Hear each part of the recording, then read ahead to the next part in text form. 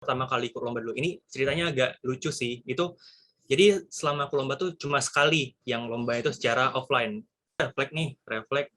Solo kan terkenal orangnya sopan-sopan ya, Jawa yang sopan gitu kan. Nah, sedangkan aku masih belum terbiasa dengan hal tersebut. Dengar kabar dari Ocha bahwa dia nggak lupa ngebawa tuh, aku refleks kan, loh, gitu kan. Sorry.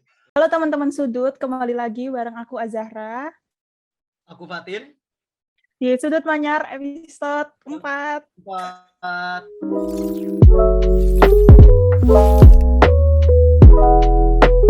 Oke, nggak kerasa baru aja kemarin kita meet buat Sudut Manyar episode 3 ya Mas ya. Terus sekarang udah episode 4 aja. Sudah mulai masuk perkuliahan semester baru juga. Ngomong-ngomong Mas Fatin, gimana kabarnya Mas Fatin? Katanya sekarang lagi magang ya. Aman nggak Mas jantungnya itu?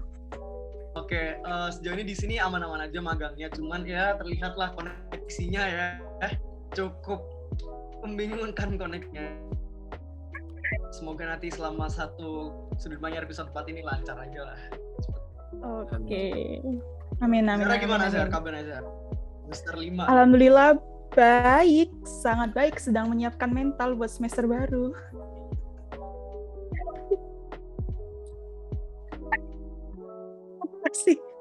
Oke, di episode 4 kali ini dapat bocoran dari tim, katanya kita bakal ngundang narasumber yang terkenal sejagat ITS gara-gara keaktifannya. Siapa nih Mas Fatin? Siapa narasumbernya kali ini? Kasih tahu. One and only, kita present Hafiz dari Ristek. Halo teman-teman semua. Halo Mas Hafiz, gimana Mas Hafiz kabarnya? Kabarnya sampai sejauh ini alhamdulillah baik. Tapi kemarin sempat kena positif COVID, alhamdulillah tapi udah sembuh lah. Alhamdulillah, semoga kedepannya tetap sehat-sehat terus ya Mas ya. Siap, alhamdulillah. Kenal maka tak aruf, enggak. Oh, tak kenal maka tak sayang. Enggak gitu, tak kenal maka tak sayang. Yuk Mas Hafiz kenalan dulu biar teman-teman di rumah itu tahu siapa sih Mas Hafiz ini. Yuk, Oke, silahkan. Terima kasih Zahra atas kesempatannya. Jadi teman-teman, perkenalkan, aku Hafiz Muhammad Rozan, bisa dipanggil Hafiz. Aku kalau dari HMDS itu dari divisi Ristek, dan keseharianku sekarang itu lagi ikut project sama dosen aja sih. Sungguh. Boleh di-spill nggak sih itu proyek apa sama dosennya? Atau nggak boleh tuh? Iya, biasa sih. Surveyor biasa, lagi ngukur-ngukur jalan gitu. Jadi kuli lah. Gak apa-apa, latihan dulu. Zara ada proyek nggak Zara kira-kira sekarang ini Zara? Aduh, proyek apa ya, kayak banyak banget gitu, nggak bisa dihitung. Proyek mental ya salah satunya Zara. Oke. Gimana Mas Fatin? Oke. Nah, kalau boleh tahu nih, selama masa pandemi ini dari tahun kemarin sampai sekarang, kira-kira kesibukan apa sih yang dijalanin dan sampai saat ini tuh bisa membuat Mas Hafiz itu bisa segede ini namanya, sudah melalang buana gitu loh. Ya ampun, mungkin lebay banget Mas Fatin, nggak sampai segitunya.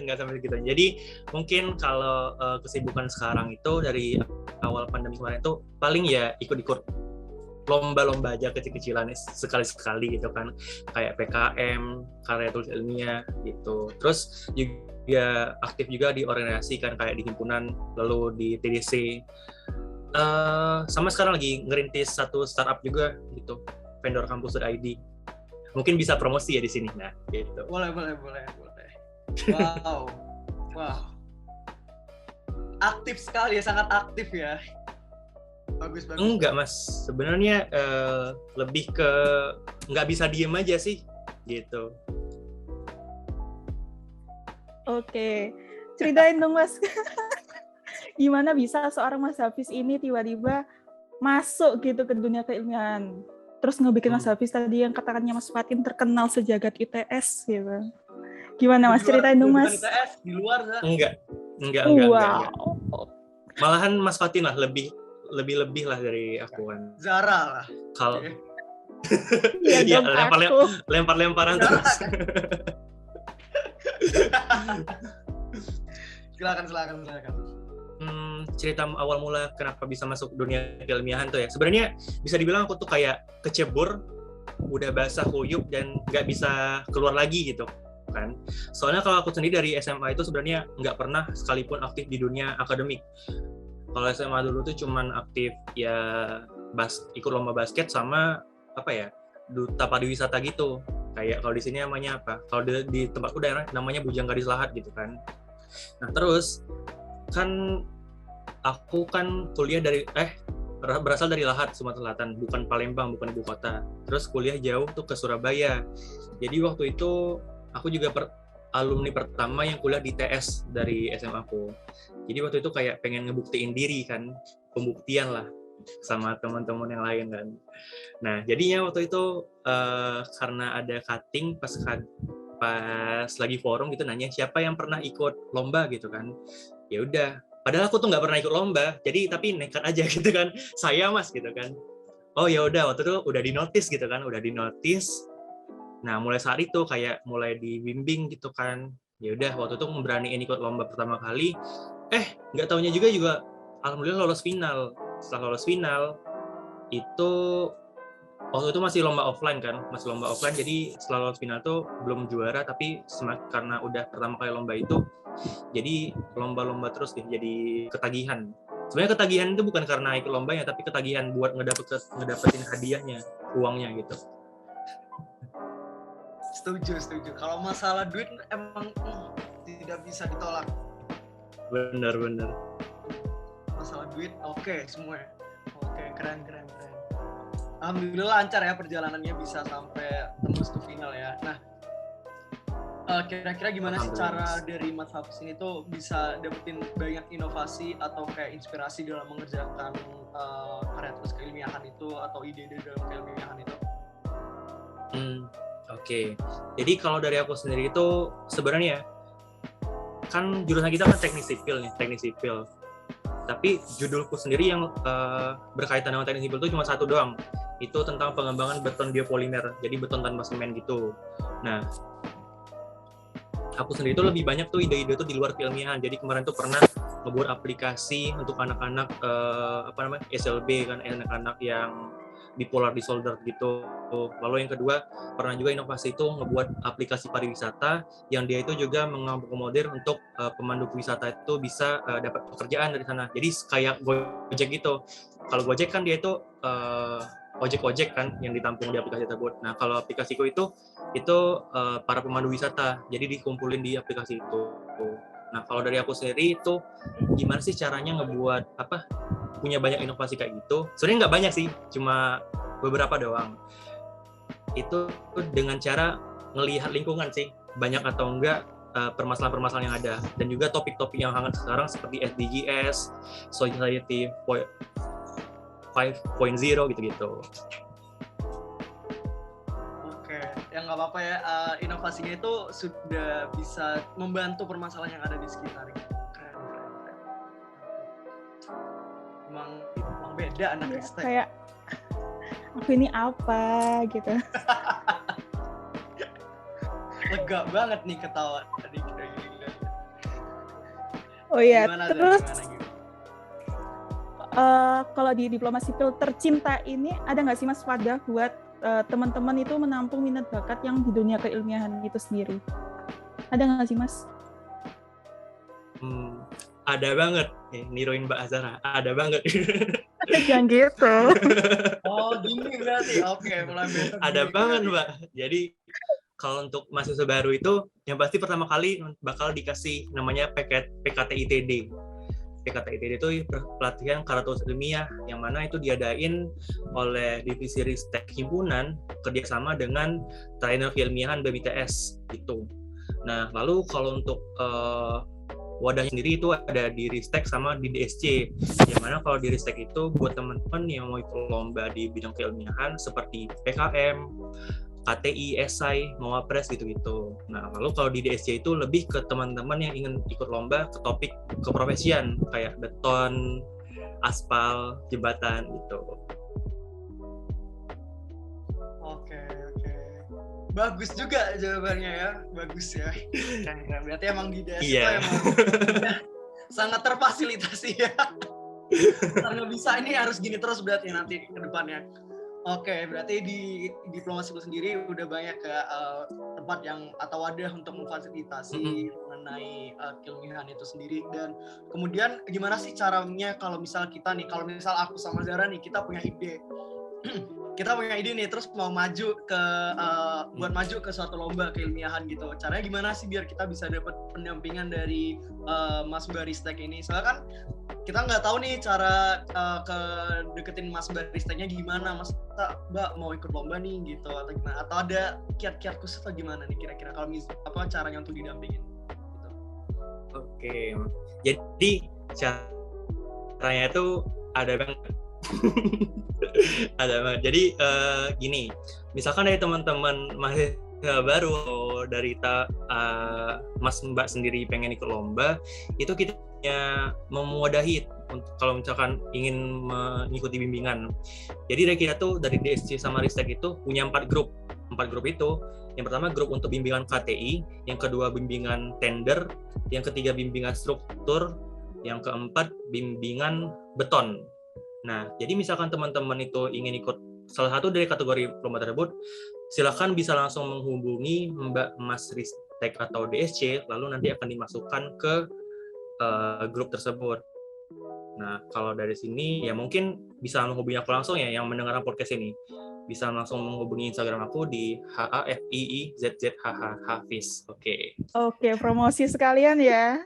Tuh buat teman-teman yang bantu gini aja, bantu gini aja, jangan lupa ya. Jangan lupa. Buat teman-teman yang tertarik sama KTI tender itu bisa langsung chat Mas Hafiz ya. Mas Hafiz open ke orangnya. Iya, open banget. Ada bangetnya, beda loh orang ngomong open biasa sama open banget itu.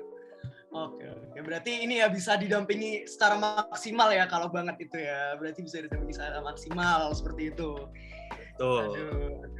Gila. Aduh, kebakar malam ini.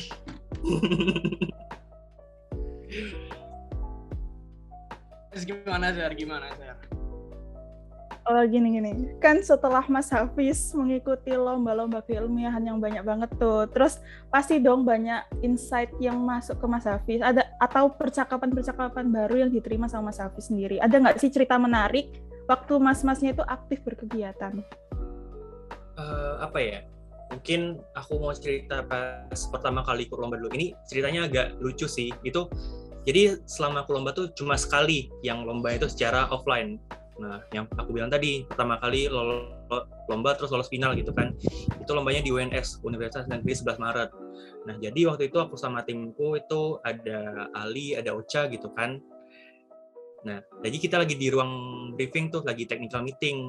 Nah, terus temanku, si Ocha itu, yang harusnya ngebawa flash disk isinya file lomba, proposal gitu, taunya dia lupa ngebawanya. Nah, terus kan aku refleks. Solo kan terkenal orangnya sopan ya, Jawa yang sopan gitu kan. Nah, sedangkan aku masih belum terbiasa dengan hal tersebut. Dengar kabar dari Ocha bahwa dia nggak lupa ngebawa tuh, aku refleks kan, loh Cok, gitu kan, sorry, ini dengar maba ya? Ya udah. Nah, ya jangan lupa. Kan, langsung itu panitia itu lihat semua seruangan ke aku kan, seruangan lihat ke aku semua. Maaf Mas Mbak gitu kan. Itu sih salah satu pengalaman paling memorable. Terus insight lainnya ya pasti nambah relasi. nambah teman pasti itu. Misalkan teman-teman diskusi jadi nambah ide juga pasti lah banyak. Ada juga cuttingku yang ikut lomba itu malah dia dapat jodoh, dapat pacar, langgeng sampai sekarang. Iya. Dari univ lain. Itu salah satu insight. Kayaknya tahu nih, tapi nggak tahu. Oke. Tapi emang ya orang Solo itu lemah lembut, Fis, lain kali mohon maaf tolong ya diatur. Di sini saya di Solo aja menjaga omongan. Dia tiba-tiba udah spontan gitu, nggak apa-apa. Baru kali ini narasumber spontan. Iya, spontan dia, nggak apa-apa. Emang kehidupan di Jawa Timur membuat kita lebih strong. Oke, terus kira-kira Benar-benar. kalau pengalaman dari Mas Hafiz bisa sampai ke final itu, kira-kira ada cerita menarik nggak waktu presentasi di depan juri atau misal di tahap seleksi lain? Kira-kira gimana Mas? Oke. Kalau selama ini cerita menarik itu apa ya? Gugup pasti ketika presentasi pasti gugup. Nah, tapi sebelum itu harus prepare latihan terus-menerus, terus udah nyiapin PPT-nya, lalu apa ya? Dan ya pertanyaan-pertanyaan terduga yang kita kira ini nih pasti bakal ditanya oleh jurinya. Jadi kita udah nyiapin jawaban-jawaban tersebut. Itu sih paling Mas. Selebihnya aman. Online ini hanya ketika kita ikut lomba ketika online itu enaknya kita bisa nyiapin teks tuh di laptop. Jadi itu live text-nya kalau ikutan lomba online. Jadi ada kelebihan kekurangan sendiri kalau ikut lomba itu online maupun offline. Bener banget, setuju.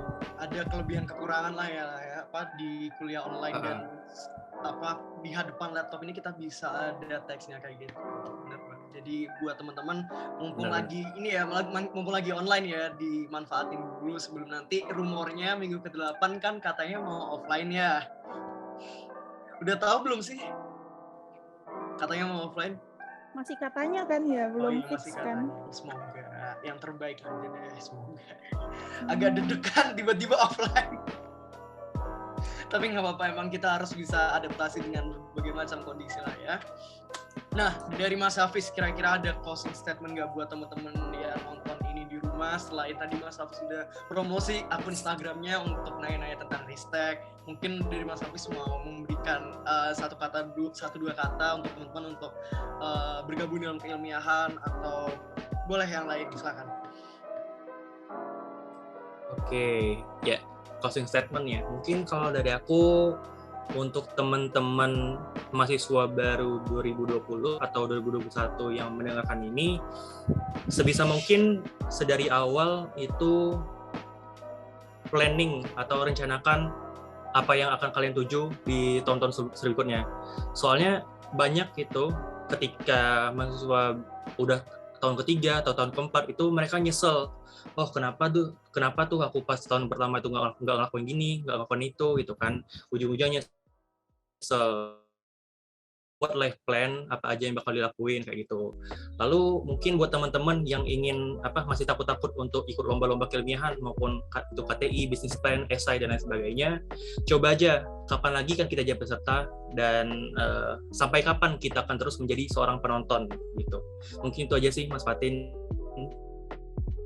Oke, thank you. Wah, keren. Quote terakhir paling oke. Sampai kapan kita jadi penonton ya? Kita harus show the real kita gitu loh, potensi yang ada di dalam diri kita. Jadi terbakar kita. Oke, keren. Oke, untuk episode kali ini kayak kita udah dapat banyak informasi dari Mas Hafiz ya, Zar. Kita banyak tahu tentang gimana sih di dunia keilmiahan itu, terus kayak perjalanannya, terus kalau di DS sendiri gimana sih caranya kita buat minta pendekatan pendampingan dari Mas Banyak. Pendampingan dari Mas Baristeknya, maaf. Ya, jadi Jadi untuk episode kali ini, thank you banget nih buat Mas Hafiz yang sudah memberikan insight buat teman-teman yang ada di rumah, dan buat aku dan Zara sendiri, semoga bisa memberikan wawasan baru dan bisa memberikan manfaat untuk kita ke depannya. So, thank you and see you on next episode of Sudut Manyar. Gini dulu baru tutup. Nah, oke, thank you.